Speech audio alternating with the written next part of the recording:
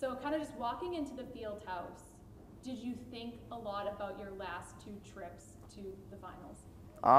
I didn't want to think about it too much, but I know I wasn't really nervous this year at all going into there because definitely had the experience, so that was a plus. But I mean, I thought about the last 2 times, and it was in the back of my mind for sure because I didn't want to let it happen again. How hard was it to try to shake that and try to get those last 2 years kind of out of your memory and approach it like a fresh match?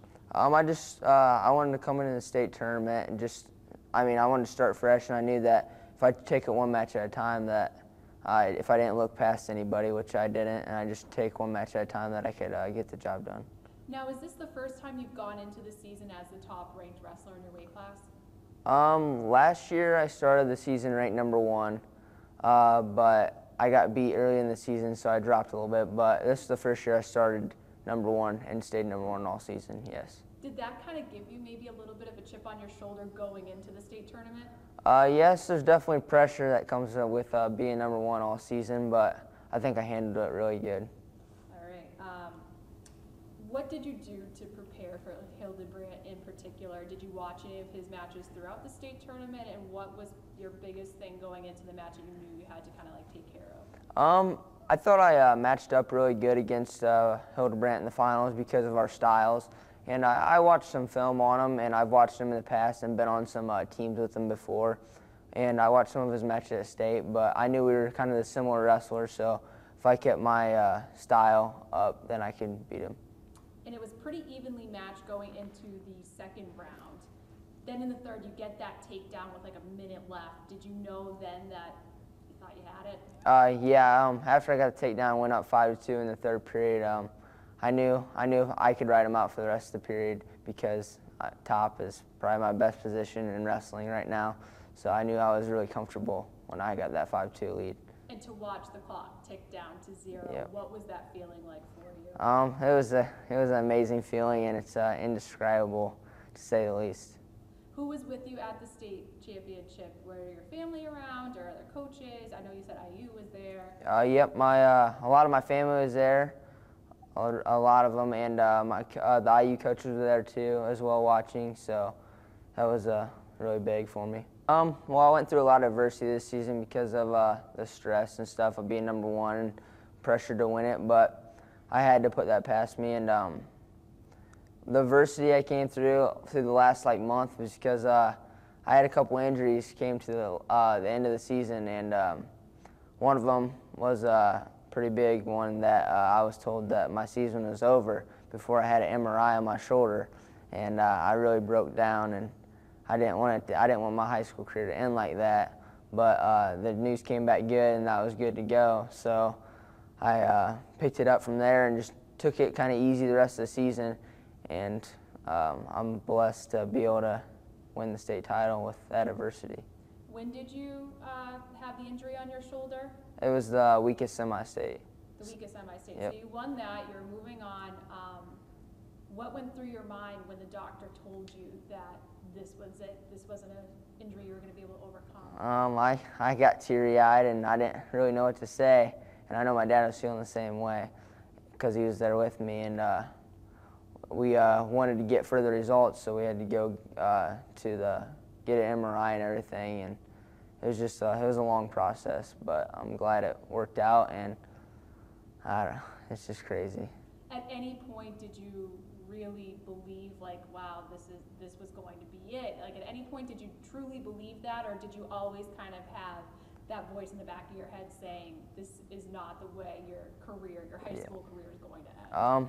I didn't want it to end like that, and I know everything happens for a reason, and I feel like that stuff happened for a reason to make sure I kept mentally strong throughout it all, and just to get through it and keep my head on straight. Let's go way back to kind of the beginning, or really the off season. What sort of work did you do coming off of the runner-up placing at the state finals last year? What sort of off-season work did you put in? I definitely changed what I did. I didn't really go to that many camps. I just stayed with my training at one club really all summer and doing some tournaments, but I didn't really go to any camps. And I I wanted to work on my neutral game a lot because I feel like my junior year, that's what lost me the state title. Was I got taken down in the third period when it was tied. So I really worked on my neutral game, and it definitely paid off in the state finals this year, getting that takedown in the third. Yeah, you banged him up quite a bit. He had 2 injury timeouts. Yeah. Had a bloody lip and everything like that.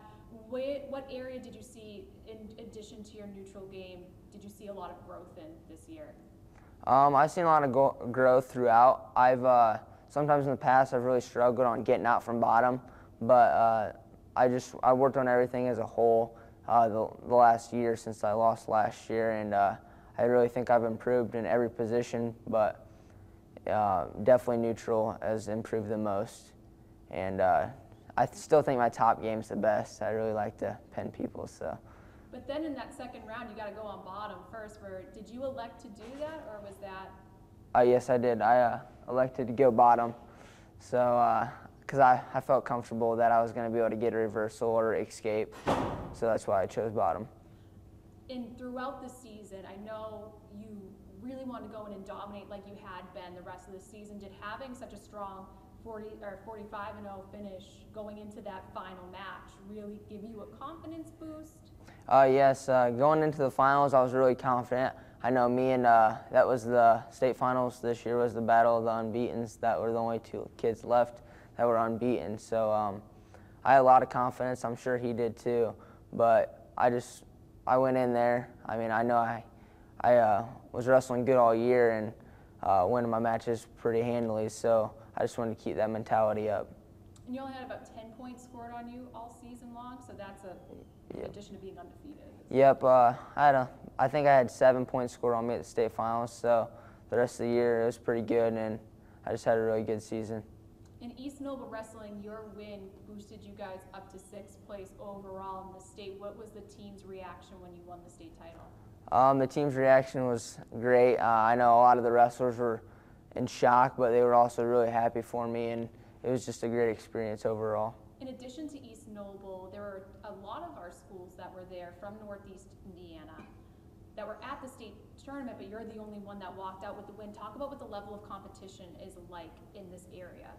The level of competition in this area is pretty good, but I feel like there's more opportunities like for training, like in the summer and stuff down south. So I feel like they got a little upper advantage on the strength of the wrestlers as a whole. But I feel like our semi-state, Fort Wayne semi-state, and the Maryville semi-state up north, we really wrestled really good this weekend, and we're starting to come back down with the lower guys in the state. Going back to the school, you're just the 2nd wrestler in school history to win that state title. Did you talk to Taylor at all? Did you keep in contact with him after he graduated?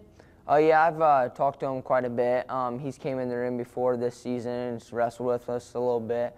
And I talked to him after I won my semifinals match, and he gave me some good words of advice and told me to go get the job done. And to add a second name onto the banner, or what do you guys kind of mark it as when you either you win a state title or something like that? Is there like a banner or a trophy or something that your name gets put on? Yes, I think there's in the wrestling room over there. There's a thing that says state champions, and he's been the only one that has his name under it. So I take it as a compliment to be able to put my name under Taylor March, because he was an incredible wrestler for East Noble. He gave you really good advice. What advice would you give to the person who may ultimately become the 3rd name on that list? My advice to any future upcoming East Noble wrestlers is just work hard and make your time worthy. Now, this isn't where your career is ending. You are going on to wrestle at IU. Kind of what was their reaction like when you got your state title win? I talked to the assistant coach who recruited me, and he was really happy for me. And all throughout the season, he texted me after a tournament and told me to keep it up and keep my eyes focused on the main prize. So that really motivated me too.